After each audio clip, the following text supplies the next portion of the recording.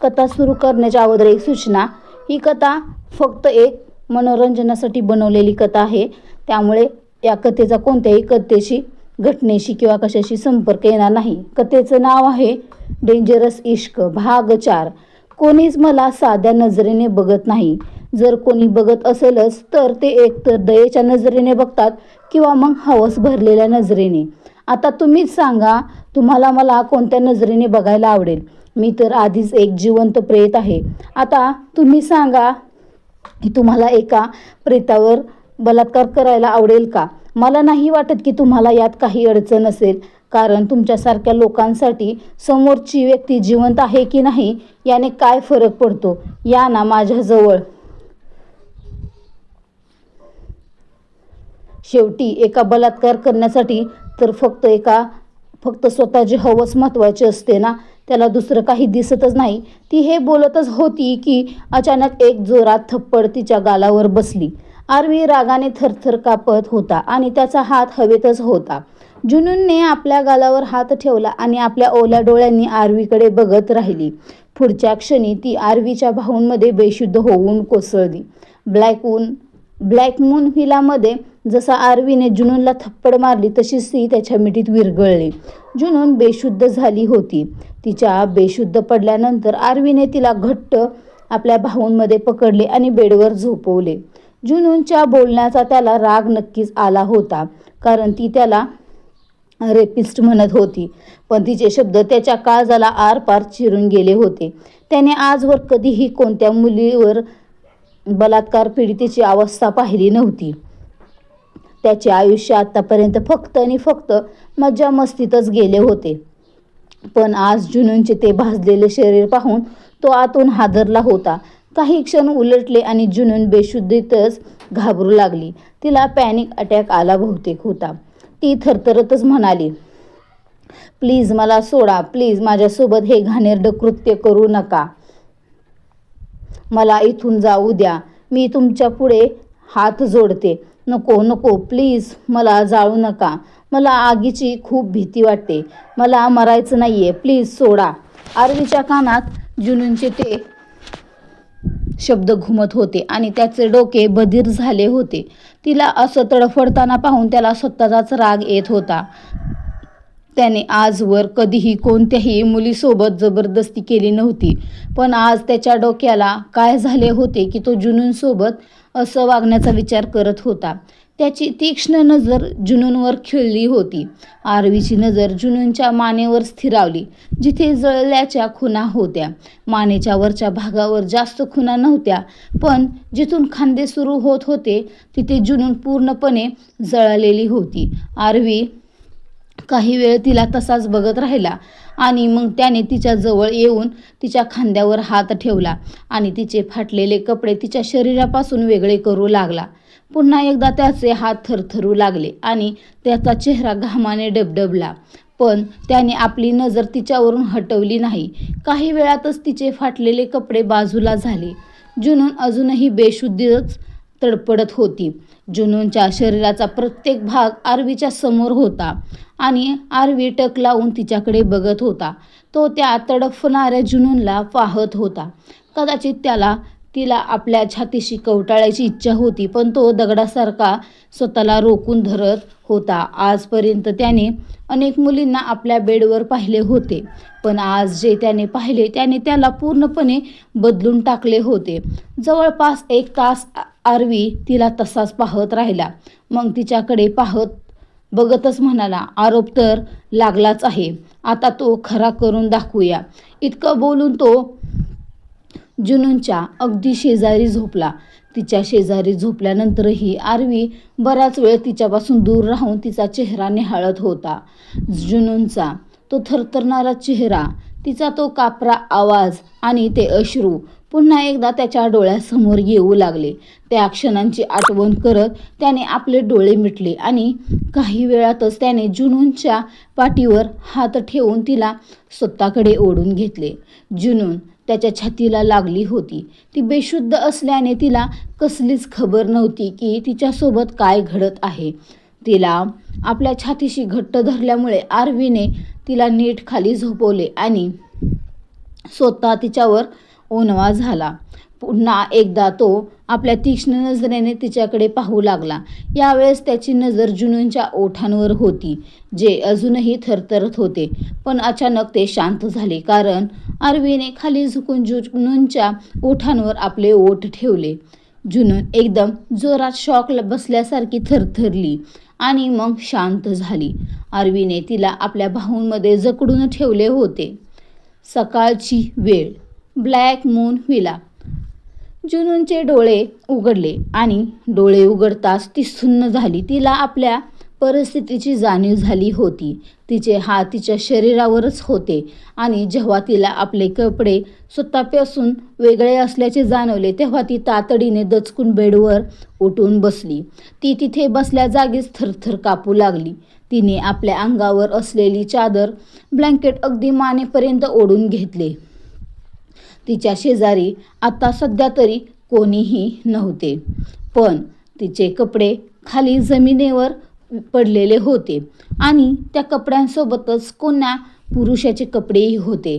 तिच्या डोळ्यातून अश्रू वाहू लागले आणि तिला काल रात्रीच्या गोष्टी आठवू लागल्या, जेव्हा ती पाणी घेण्यासाठी खाली गेली होती आणि आरवीने तिच्याशी जबरदस्ती करण्याचा प्रयत्न केला होता.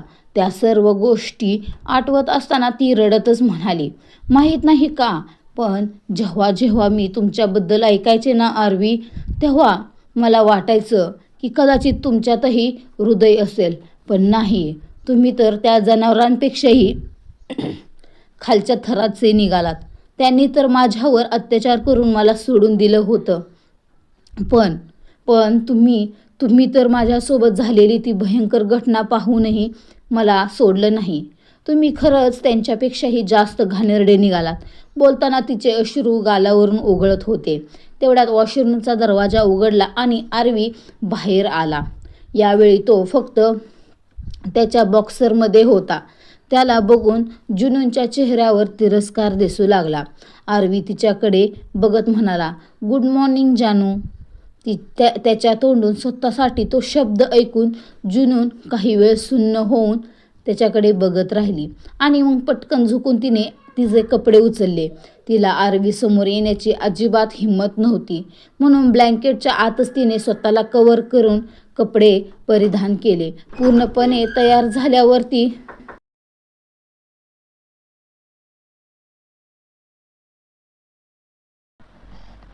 आरवी समोर येऊन उभी राहिली. आरवी हलकासा हसत तिच्याकडे पाहत होता, पण जुनूनच्या डोळ्यात मात्र अतोनात द्वेष होता. 6 महिन्यांपूर्वी तिला ज्या आगीत ढकललं गेलं होतं, ती आग आरवीने पुन्हा भडकवली होती. आरवी काही बोलण्यापूर्वीच जुनूनने त्याच्या गालावर एक जोरात चपराक लगावली. आरवीचे डोळे मोठे झाले. त्याने लगेच पलटून जुनूनकडे पाहिले. तिचे अश्रू थांबत नव्हते. ती ओरडूनच म्हणाली, जनावरातही मन असतं मिस्टर आरवी, पण तुमच्यात ते नाही आहे. जर असतं तर तुमचं हृदय एवढं दगडी नसतं.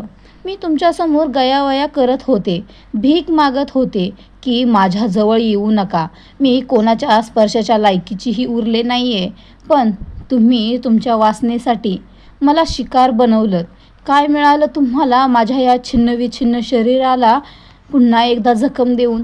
काल रात्री तुम्ही जे केलं, त्यानंतर तुम्ही एका बलात्कारापेक्षाही नीच ठरला आहात. ज्या लोकांनी एका जिवंत माणसावर अत्याचार केला होता, पण तुम्ही तर एका प्रेतालाही सोडलं नाही. आरवी शांतपणे तिचं बोलणं ऐकत होता. त्याने टेबलावर ठेवलेले कपडे तिच्याकडे सरकवले आणि म्हणाला, हे घालून घे. जुनून रडतच म्हणाली, माझी इज्जत लुटून आता हे चांगलं बनण्याचं नाटक करताय? आरवी निर्विकारपणे म्हणाला, सांगितलं ना, गप्पपणे हे कपडे घाल. जुनूनने ते कपडे घेतले आणि वॉशरूममध्ये गेली. काही वेळाने बाहेर आल्यावर ती अत्यंत रागात आणि वेदनेत म्हणाली, मी तुमचं काहीच बिघडवू शकत नाही, कारण तुम्ही एक गँगस्टर आहात आणि मी काहीच नाही. पण मी तुम्हाला शाप देते की काल रात्री तुम्ही जे केले त्यानंतर तुम्ही आयुष्यात कधीच सुखी होऊ शकणार नाही.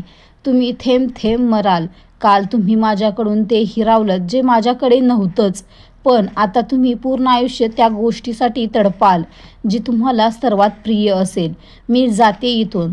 तुम्हाला जे करायचं आहे ते करा. जुनून तिथून निघून गेली आणि आरवी तिथेच उभा राहून तिला जाताना बघत राहिला. त्याने आपल्या गालावर हात ठेवला जिथे तिने मारलं होतं. त्याच्या ओठांवर एक सैतानी हास्य आलं आणि डोळ्यात एक वेगळीच चमक दिसू लागली.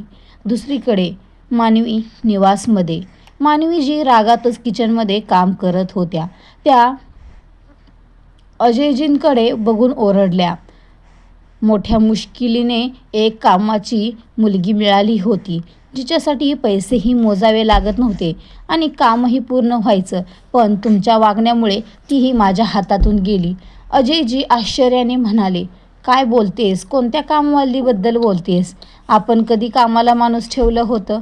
मानवीजी टोमणा मारत म्हणाल्या, तीच तुमची भाची, पण तुमच्या नादामुळे ती आता हातची गेली. अजयजी रागातच म्हणाले, तूच तर तिला इथून पाठवलंस. जर मी पैसे दिले नसते तरी चाललं असतं. गेल्या 1 वर्षापासून मी त्यांना टाळतच होतो, पण तू तर जुनूनलाच त्यांच्यासोबत पाठवून दिलंस. मानवीजींनी तोंड वाकडं केलं.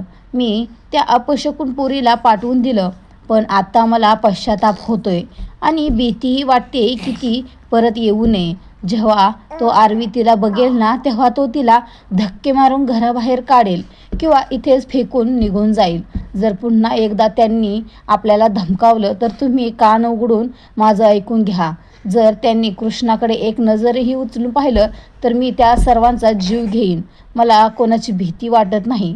मानवीजी रागात किचनमधून बाहेर आल्या आणि अजयजींकडे बघून म्हणाल्या, तसंही चांगलंच झालं ती पिढा इथून गेली.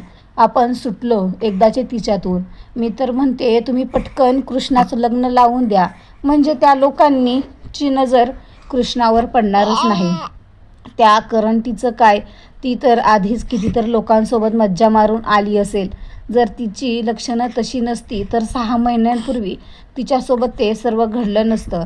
तिला तिच्याच घाणेरड्या सवयींची शिक्षा मिळाली आहे, पण तिच्यामुळे मी माझ्या कृषीला काही होऊ देणार नाही. तुम्ही पटकन तिच्यासाठी मुलगा शोधा आणि लग्न उरकून टाका. आणि हो, आता ते कामही पूर्ण करा जे गेल्या 6 महिन्यांपासून अर्धवट आहे. आता आपल्या वाटेत कोणताही अडथळा नाही. हे बोलताना त्यांच्या चेहऱ्यावर कुटील भाव होते आणि अजयजींना त्यांचा इशारा समजला होता. मानवीजी पुन्हा किचनमध्ये जाणार इतक्यातच दरवाजा उघडला गेला आणि जुनून आत आली. तिला बघून दोघांचेही डोळे विस्पारले. मानवीजी तिच्याजवळ आल्या आणि अडखळतच म्हणाल्या, तू इथे कशी? जुनूनने चेहरा खाली झुकवला होता आणि ओढणीने चेहरा झाकला होता. ती थरथरत्या आवाजात म्हणाली, मला माफ करा मामीजी, मी तिथून आले. मला तिथे नाही राहायचं. तुम्ही जे सांगाल ते मी करायला तयार आहे. सगळं काम करेन, पण प्लीज मला इथून कुठेही पाठवू नका. मला इथेच राहू द्या. ती बोलतच होती की मानवीजींनी तिच्या गालावर एक जोरात थप्पड लगावली. जुनून थेट जमिनीवर कोसळली. तेवढ्यात बाहेरून पावलांचा धबधब धबधब आवाज आला आणि तो दुसरा कोणी नसून आरवी होता. तो आपल्या सैतानी नजरेने मानवी आणि अजयजींकडे बघत होता. त्याने खाली झुकून जुनूनच्या खांद्यावर हात ठेवला. त्याच्या स्पर्शानेच तिने त्याला ओळखलं आणि ती दचकूनच लांब झाली. आरवी पुन्हा तिच्या जवळ आला आणि म्हणाला, तुला इथे नाही यायला पाहिजे होतं. विनाकारण 2 लोकांच्या मृत्यूला तू जबाबदार ठरलीस. असं म्हणत त्याने कमरेची बंदूक काढली आणि ती मानवीजी व अजयजींवर रोखली. तेवढ्यातच आतून तृषा धावत आली. आपल्या आई वडिलांवर बंदूक रोखलेली पाहून ती रागात म्हणाली, हे तू काय करतोयस? सोड माझ्या मम्मी पप्पांना. जर तू त्यांना थोडा जरी त्रास दिलास तर मी तुला जिवंत सोडणार नाही. ती बोलत असतानाच आरवीने ट्रिगर दाबला आणि गोळी थेट तिच्या पायाजवळ जमिनीवर लागली. तृषा घाबरून मागे सरकली आणि निमूटपणे तिथे असलेल्या खाटेवर जाऊन बसली. आरवीच्या चेहऱ्यावर सैतानी हास्य आलं. तो म्हणाला, आई वडिलांवर एवढं प्रेम की माझ्यासमोर मरण्यासाठी आलीस? बरं झालं त्या दिवशी आपल्यात काही घडलं नाही, नाहीतर मला खूपच विचित्र वाटलं असतं. पण आत्ता जरा आपली बुद्धी आणि जीभ जपून चालवा. राम ओहराचा निशाणा कधीच चुकत नाही आणि रेहम तर त्याला येतच नाही. हे ऐकून अजयजी आणि मानवीजी घाबरले होते. मानवीजी ओरडूनच म्हणाल्या, खबरदार जर माझ्या मुलीबद्दल काही बोललात तर. तुम्ही इथे काय करताय? तुम्ही तर या मुलीला घेऊन गेला होता ना, मग आता परत का आलात? आरवी हसला आणि म्हणाला, तुमच्या मुलीवर आरोप करण्याची मला गरजच नाही. तिने पसरवलेला चिखल कधीतरी तुमच्याच तोंडाला लागेल. असो, तुम्ही जुनूनलाही ही मुलगी ती मुलगी असं का म्हणताय? तिला सन्मानाने जुनून म्हणा. जुनून शर्मा हेच नाव आहे ना तिचं? नाही, तिचं नाव जुनून आहे असं म्हणत आरवी हसला आणि जुनूनकडे पाहू लागला. जुनूनने रागात त्याच्याकडे पाहिले. त्या ओढणीतून फक्त तिचे ते निळे डोळे दिसत होते, जे कोणालाही समोर हिप्नोटाईज करू शकतील असे होते. आणि आरवी आधीच त्या डोळ्यांच्या जाळ्यात अडकला होता. आरवी आता मानवीजींच्या जवळ आला आणि म्हणाला, हात खूप चालतात तुमचे. मला जराही बघू द्या तुमचे हात अजून काय काय करू शकतात. मानवीजी घाबरून लगेच म्हणाल्या, मी हात चालवले नाहीत, ते चुकून लागले तिला. पण मी तुमची माफी मागते की या जुनूनला तुमच्याकडे पाठवलं. मला आधीच माहीत होतं की ही तुम्हाला खुश करू शकणार नाही. शेवटी अशा पोरीसोबत कोणाला राहायला आवडेल जी पूर्णपणे जळालेली. त्यांचं बोलणं मध्येच तोडत आरवी म्हणाला, तुम्ही जळलेले भजी तर बनवत नाही ना? मानवीजी आश्चर्याने त्याच्याकडे बघू लागल्या. आरवी हसून म्हणाला, माझं भजी खाण्याचं मन झालंय म्हणून विचारतोय. तुम्ही मला जळलेले भजी तर खाऊ घालणार नाही ना? मानवीजींच्या चेहऱ्याची अवस्था एकदम केविलवाणी झाली होती. त्यांना समजत नव्हतं की आरवीच्या डोक्यात नक्की चाललंय काय. जर तो स्वतः जुनूनला इथे घेऊन आलाय याचा अर्थ तो तिच्यावर चिडलाय आणि आता पुन्हा पैशांची मागणी करेल असं त्यांना वाटलं होतं. पण इथे तर आरवी पैशांऐवजी भजी मागत होता. त्या अडखळतच म्हणाल्या, हो का नाही, मी तुला भजी बनवून देईना आणि जळलेले का देणार नाही. जाऊ का मी किचनमध्ये? आरवी हसून म्हणाला, हो जा ना. जशा त्या वळल्या आरवीने जमिनीवर गोळी झाडली. मानवीजी घाबरून उडी मारून बाजूला झाल्या. त्यांनी आरवीकडे पाहिले. आरवी हसून म्हणाला, मला तुम्हाला थांबवायचं होतं. हाक मारली असती तर वेळ लागला असता म्हणून गोळी झाडली. असं म्हणत त्याने हातातील बंदूक थोडी वर केली. मानवीजींचा घसा कोरडा पडला होता. आरवी म्हणाला, मला भजीसोबत हिरवी आणि लाल अशा दोन्ही चटण्या आवडतात, त्यामुळे दोन्ही घेऊन या. आणि सोबत वाफाळलेला चहा, थोडं जास्त आलं आणि बडीशेप वेलची टाकून. मानवीजींनी मान डोळावली आणि त्या पळतच किचनमध्ये गेल्या. अजयजी आश्चर्याने आरवीकडे बघत होते. त्यांना आरवीचं असं रूप कधीच पाहिलं नव्हतं. गोळ्या चालवणं ठीक होतं, पण चहा भजी मागणं हे त्यांच्यासाठी थोडं नवीन होतं. तेवढ्यात शांत बसलेली जुनून आरवीजवळ आली आणि ओरडली, कसे माणूस आहात तुम्ही? काल रात्री तुम्ही माझ्यासोबत इतकी नीच हरकत केली आणि आत्ता माझ्या मामा मामींना घाबरवताय. तुम्हाला लाज वाटत नाही का? का जात नाही तुम्ही इथून? तुमचे पैसे द्यायचेत ना, आम्ही देऊन टाकू. गप्पने इथून निघून जा, नाही तर. आरवीने तिचं बोलणं मध्येच तोडलं आणि काहीतरी असं म्हटलं की जुनूनचे डोळे मोठे झाले आणि तिने लगेच मान खाली घातली. आपल्या मामासमोर अशा गोष्टी ऐकून तिला लाज वाटू लागली. पण मनातल्या मनात ती आरवीला शिव्या घालत होती, ज्याला अशा गोष्टी बोलताना अजिबात लाज वाटत नव्हती. जुनूनचे हावभाव पाहून आरवी हसला आणि अजयजींकडे वळला. त्याने अजयजींच्या खांद्यावर हात ठेवला तेव्हा अजयजींना हार्ट अटॅक यायचाच बाकी होता. त्यांना असं वाटलं की आता आपण जमिनीखाली गाडले जाऊ. अव्वल जो नुकताच तिथे पोहोचला होता तो आश्चर्याने आरवीला बघत होता. आरवी अजयजींना घेऊन मागे असलेल्या खाटेवर जाऊन बसला तेव्हा तृषा तिथून उठून आत जाऊ लागली. पण आरवीने हातातील बंदूक हलकीशी फिरवली. बंदुकीचा तो आवाज ऐकताच तृषाचे पाऊल तिथेच थांबले. ती जागेवर उभी राहून म्हणाली, मी कुठेही जात नाहीये. आरवी हसून म्हणाला, जर गेली असतीस तर मी तुला काय वाटतं? आरवी आता तृषाला काय धमकी देणार? आणि मानवीजींनी बनवलेले भजी आरवी आरामात खाईल की तिथेही काही राडा होईल क्रमशः. तर कशी वाटते कथा कमेंटमध्ये सांगायला विसरू नका. तुमच्या प्रतिक्रिया द्या आणि तुमच्या फॅमिली फ्रेंड्समध्ये जास्तीत जास्त शेअर करा.